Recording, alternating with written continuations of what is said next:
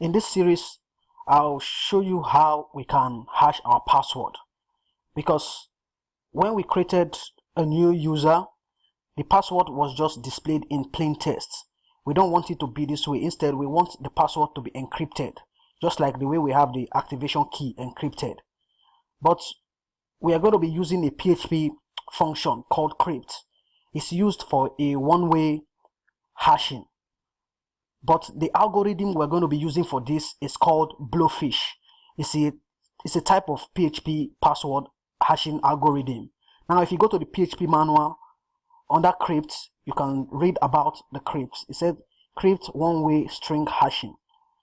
And crypt will return a hash string using the standard Unix DEX-based algorithms or alternative algorithms that may be available on the system. Another thing we need to understand, which is very, very important, which we are going to use, is this parameter called salt. It said the salt parameter is optional, but however, crypt creates a weak password without the salt. So if you use the crypt method without this salt parameter, it's going to hash the password, but it's going to be weak. The hashing is going to be weak. But if we include this salt parameter, then the hashing will be strong. That is where the hashing algorithm I talked about comes into play. In this case, we are going to be using the Blowfish hashing algorithm. Now, if we scroll down, we'll see different types of hashing algorithms.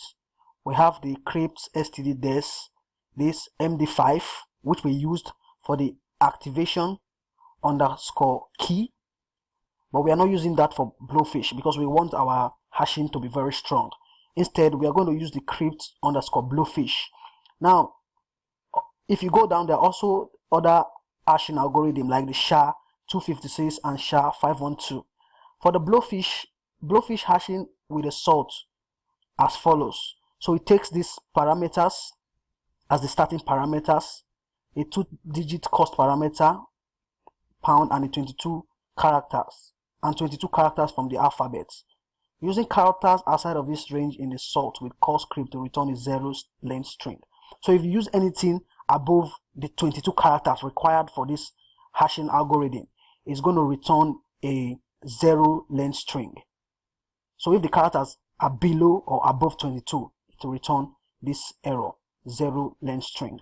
So the first thing we are going to do for us to use this Blowfish hashing algorithm is we need to create a new row inside, or a new column inside the sign up table, and we're going to give it an initial value, and the initial value is going to be the 22 characters for the Blowfish. So whenever a new password is created, the password will be hashed or will be encrypted, and these 22 characters that we're going to be creating will be concatenated with it. So what we're going to do is we just go to under this, you see after date time, you just click, then we create a new give it a name. You can call it round salt pass. So it's going to be a variable character.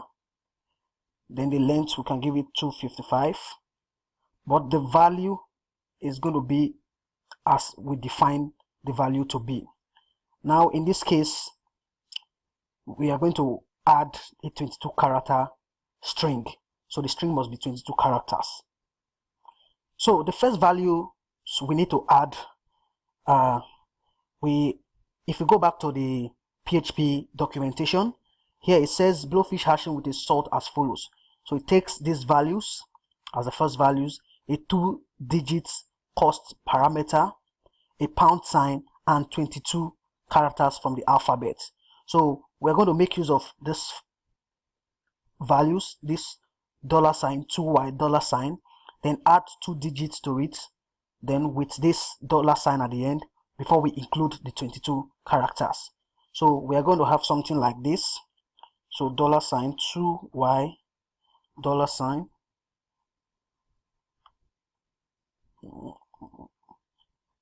then we add also. So with this, then we can add 22 characters to it.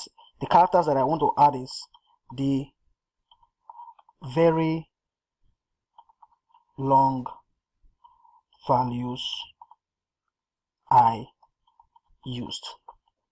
Now if we count it, we'll find that from here it's 22, 1, 2, 3, 4, 5, 6, 7, 8, 11, 12, 13, 14, 15, 16, 17, 18, 19, 20, 21, 22. Yeah, 22.